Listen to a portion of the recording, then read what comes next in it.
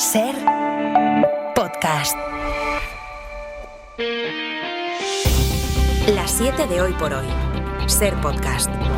Hola, muy buenos días. Trump rectifica y alivia a casi todo el mundo, a pesar de que ha elevado a 125% los aranceles con China, pero su decisión de pausarlos y dejarlos durante 90 días en el 10% para el resto de países ha llevado a las bolsas a subidas históricas después de bajadas que también lo fueron, en un entusiasmo que se ha reproducido esta madrugada también en las bolsas asiáticas, incluso en China, que responde desde las 6:01 con aranceles del 84%. Los mercados de Estados Unidos cerraron ayer con una remontada proporcional a su caída. Hacía casi 25 años que no se vivía algo así en Wall Street.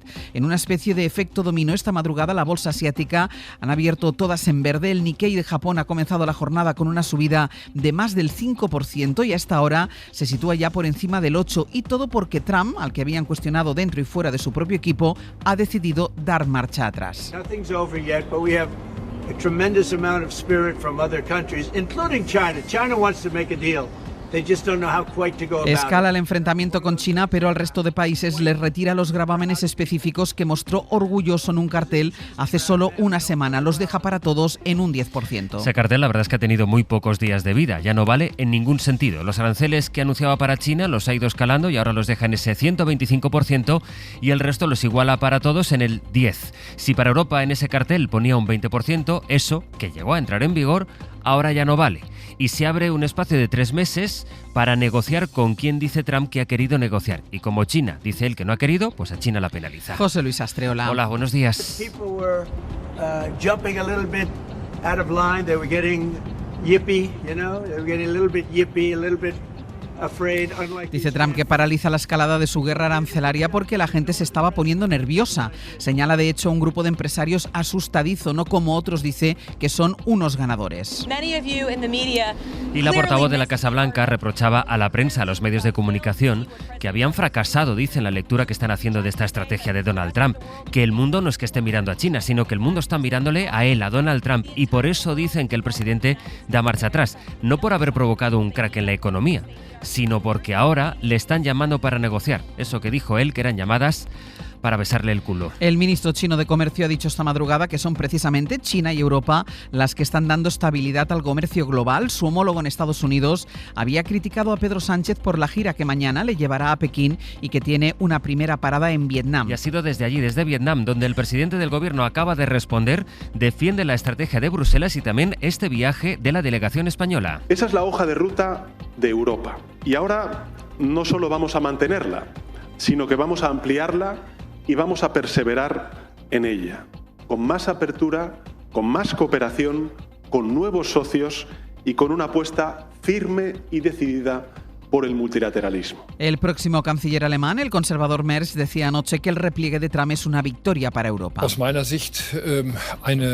convencido de que Donald Trump ha cambiado de opinión por la determinación que han tenido los europeos para defenderse y que la unidad en el continente ha sido clave en este éxito. Precisamente, ayer Bruselas tomaba las primeras medidas para responder a la escalada arancelaria. Ahora queda por ver si enfría o no su entrada en vigor. Ayer aprobaron, con el único rechazo de Hungría, un listado de 1.600 productos a los que van a imponer aranceles del 25%, en principio a partir del martes. Pero en el comunicado posterior ya adelantaban que son contramedidas que pueden suspenderse si Estados Unidos acepta un resultado justo y negociado. Europa mantiene que su prioridad sigue siendo negociar. Así comienza el jueves, es 10 de abril. Hoy por hoy noticias. Ser podcast. Precisamente el futuro canciller alemán Merz celebraba ayer que Alemania ya está lista para hacer frente a esta crisis mundial. La incertidumbre económica ha acelerado las negociaciones postelectorales. Ya tienen acuerdo de gobierno para conformar la que será la cuarta gran coalición entre conservadores y socialdemócratas de la historia de Alemania, tal y como la conocemos hoy. Isabel Fernández Pedrote, buenos días. Hola, buenos días. Al frente de ese ejecutivo estará él, el conservador Friedrich Merz, que tomará posesión previsiblemente el mes que viene, cuando la fase de los dos grandes partidos ratifiquen el acuerdo. 144 páginas cuyas líneas principales son el endurecimiento de la política migratoria, el aumento del gasto en defensa y la creación de un servicio militar voluntario. Corresponsal en Berlín, Carmen Viñas. El líder del bloque conservador, Friedrich Merz, ha definido el pacto como una señal muy fuerte y clara para los alemanes y sus socios europeos, además de enviar un mensaje al presidente de Estados Unidos, Donald Trump. Alemania está de nuevo en marcha. Alemania cumplirá sus obligaciones en materia de defensa y está dispuesta a reforzar su competitividad, ha asegurado Merz. El acuerdo de coalición es un hilo conductor para la modernización del país, insistía el líder de los socialdemócratas, Lars Klingbeil, con el ejemplo de que en Alemania las excavadoras deben ponerse a trabajar y los faxes desaparecer. En cuanto al reparto de ministerios, la Unión Cristiano-Demócrata asume 6, además de la Cancillería, con el codiciado de Asuntos Exteriores por primera vez en 6 décadas. Sus socios bávaros se quedan con 3, entre ellos el de Interior. Los socialdemócratas asumen 7 carteras, entre ellas la de Hacienda, y mantendrán como hasta ahora la de Defensa. El alivio que la tregua traslada en estos momentos a las bolsas es parcial. La escalada de la guerra arancelaria entre Estados Unidos y China amenaza a todas las economías del mundo con efectos colaterales. Esto es lo que dice la Organización Mundial del Comercio, que este enfrentamiento bilateral va a provocar una caída del comercio en todo el mundo de hasta el 7%. Advierten del peligro de dividir el mundo en 2 bloques económicos. Jordi Fábrega. Los intercambios comerciales entre China y Estados Unidos suponen alrededor del 3% del comercio mundial, pero su enfrentamiento puede dañar severamente la evolución de todo el mundo. Eso es lo que dice un comunicado de la Organización Mundial del Comercio, publicado poco después de que Donald Trump anunciara una subida de aranceles para los productos chinos de hasta el 125%. Calcula la OMC que los aranceles y contraaranceles entre los dos países reducirán hasta en un 80% el comercio entre las dos mayores economías del mundo y que eso va a tener consecuencias más allá de China y de Estados Unidos, consecuencias que se extenderán especialmente a los países menos desarrollados. La OMC teme que se configure un mundo dividido en 2 bloques económicos enfrentados, lo que provocaría una reducción del PIB mundial, dice, de hasta el 7%. Aquí en España, tras la aprobación del decreto con las primeras medidas para hacer frente a la crisis arancelaria, el presidente de los empresarios adelantaba ayer que habrá despidos. Mientras que no se nos arregle el mercado, vamos a tener que ajustar.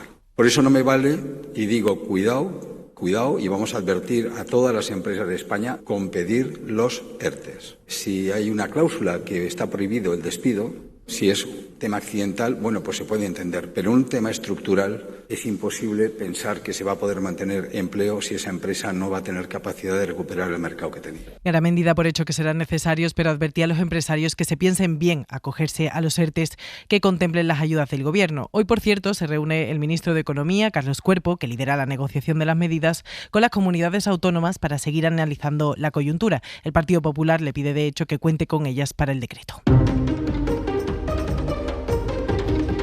Amnistía Internacional va a entregar a la Fiscalía de Catarroja un informe con testimonios de víctimas que denuncian negligencias en la actuación de la Generalitat de Carlos Mazón el día de la Dana.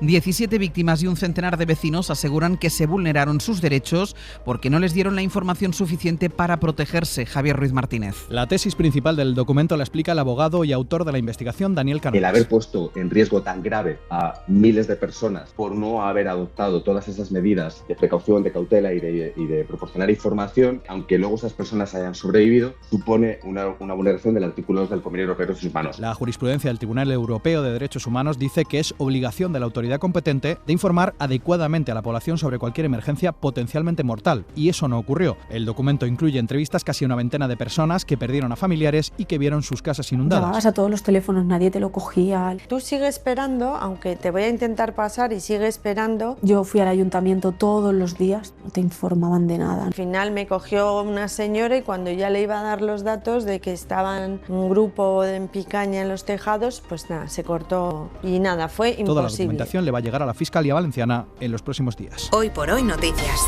Ser Podcast. En la agenda del día, hoy declara ante la jueza al novio de Isabel Díaz Ayuso, Alberto González Amador, esta vez por presunta corrupción en los negocios. La jueza investiga por qué compró una empresa de estética inactiva que pertenecía a la mujer del dueño de Quirón Prevención. A la espera de ver si hoy tiene intención de declarar, la jueza ha citado como investigado el próximo 6 de mayo al abogado que le representó durante la inspección de Hacienda, que luego terminó en el otro proceso que mantiene abierto, el de fraude fiscal. Miguel Ángel Campos. La jueza atiende la petición de la Fiscalía y cita a declarar como imputado el próximo 6 de mayo a Javier Gómez Hidalgo, el economista que representó a Alberto González en sus múltiples reuniones con la agencia tributaria por el fraude de 350.000 euros y que, según la Fiscalía, trató de engañar a Hacienda presentando las autoliquidaciones mendaces literal de sus declaraciones en los ejercicios de 20 y 21 y numerosas alegaciones que luego se demostraron falsas. De nuevo, literal. Gómez Hidalgo también representó al novio de Ayuso en las declaraciones por Masterman SL, su empresa pantalla por la que la jueza le ha abierto ahora una pieza separada por corrupción en los negocios. Una empresa pantalla sin valor alguno, comprada por $500.000 euros a la esposa del principal cliente del novio de Ayuso, el presidente de Quirón Prevención, en una operación inequívocamente defraudatoria, según Hacienda, ejecutada para pagar menos al fisco o que también podía esconder el pago de una comisión al presidente de Quirón por contratarle. La editorial Anagrama mantiene la suspensión del libro de Luis G. Martín sobre el asesino José Bretón y lo hace a pesar de que la justicia da el visto bueno a su publicación. Radio Barcelona, Andrea Villoria. Sí, la editorial catalana no va a publicar El odio, al menos de momento. Lo ha anunciado Anagrama en un comunicado breve, sin valoraciones, en el que no da los motivos de esa decisión. Solo informa que va a mantener la suspensión de la obra por un tiempo indefinido. Y eso, pese a que la Audiencia de Barcelona ha avalado de forma definitiva su publicación. Los jueces cierran el debate jurídico con dos argumentos. El primero, que parar el estreno del libro implicaría una censura previa. Y el segundo, que la Fiscalía pretendía parar esa publicación para leer el libro, estudiarlo y luego ya valorar si ponía o no una demanda por vulneración del derecho al honor de las víctimas. Los jueces recuerdan que eso no se puede hacer, que no se puede pedir la paralización de un libro sin haberlo denunciado antes.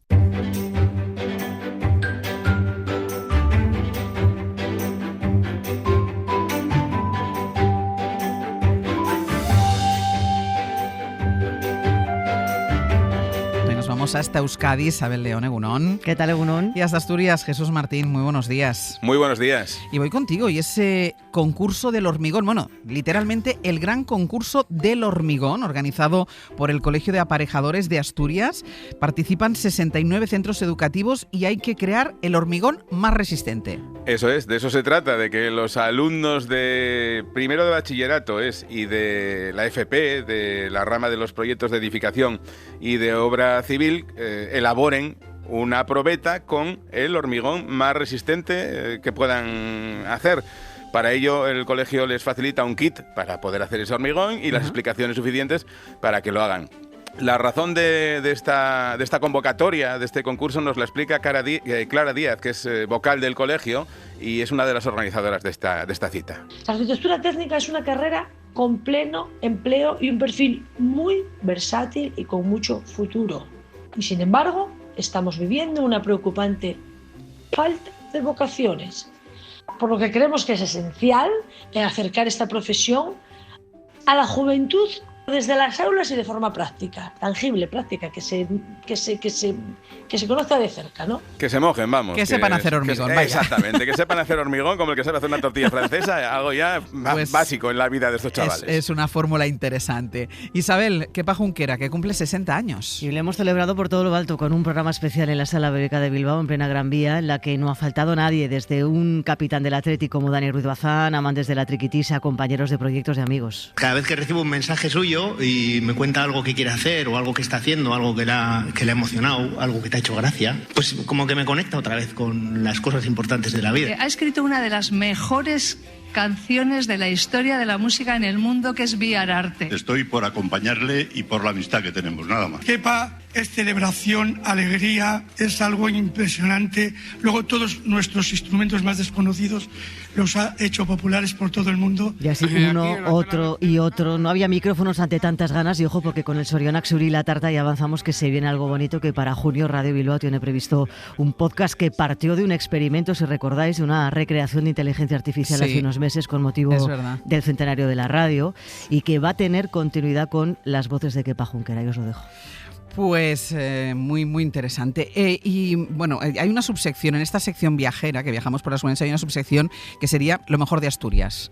Y entonces, Jesús, hemos pasado por el cachopo, hemos pasado por la fabada. En eso estaba pensando yo, que van a decir que los asturianos solo sabemos comer y beber. Claro, bueno, que ya está bien, que ya está bien. También, y hoy que vamos, es un punto a nuestro favor. Hoy vamos por la primera sidra del año. Eso es, que es la sidra que llamamos de madre. Es la sidra que sale prácticamente del llagar, sin tratamiento, sin trasiegos, que es lo que se habla aquí profesionalmente, ¿no? La sidra que sale, se elabora, se deja madurar y se embotella, sin más tratamiento ni nada por el estilo, ¿no? Ni química ni cosas de estas. Entonces, los llagareros últimamente están muy por la labor de comercializarla y pues escogen, desde hace 15 años escogen la mejor. Que este año se le llama por segundo año consecutivo la Morena, que es una sidra que viene de Viella, de Siero, cerquita de Oviedo, y que es un llagar de los míticos de Asturias. No me da tiempo porque a lo mejor desde Euskadi tendrían algo también que decir, pero no me da tiempo. Mejor no entramos en me da tiempo. Mejor no entramos en guerras. Jesús, Isabel, hasta luego. Adiós. Y vamos ya con nuestra recomendación cultural para empezar el día. Hoy Dani de la Fuente nos propone un libro. Hace 3 años, Laura Chivite nos cautivó con Gente que ríe, un conjunto de relatos o novela fragmentada que imaginaba un 2060 en el que habrían unos centros de regreso a lo analógico. Se lo recomendamos. Y también El ataque de las cabras, su último libro, con Random House. Es una novela divertidísima que nos cuenta la relación entre una joven adolescente y su tía Lidia, una mujer separada que vive con su gato. Esta tía soltera, que en realidad es una tía muchas veces lesbiana, ¿no? O el tío soltero que vive con su amigo, ¿no? Que en realidad son queer, y entonces me interesaba mucho poner también el foco ahí, personajes que siempre han estado en el margen, bueno, pues unirlos, ¿no? Tía Lidia sufre ataques de telequinesis melancólica, levanta, mueve y estampa objetos por las habitaciones. Es una de las genialidades de esta historia de iniciación, del paso de la adolescencia a la edad adulta, de encuentros y desencuentros en la familia. La familia es un tema fascinante, ¿no? En tanto que bueno, son como una serie de desconocidos fingiendo que no lo son muchas veces, como haciendo un teatro extraño. Con toques de fantasía, con muchísimo humor, El ataque de las cabras nos ha hecho pasar un muy buen rato y a la vez pensar sobre el paso del tiempo, la inocencia, las alegrías genuinas, la melancolía, la tristeza o el aburrimiento. Una cuando escribe, o al menos yo, ¿no? Desciende como a lo más hondo o lo más oscuro de sí misma. De lo que trata la vida, de lo que es vivir. Para no perderte ningún episodio, síguenos en la aplicación o la web de la SER, Podium Podcast o tu plataforma de audio favorita.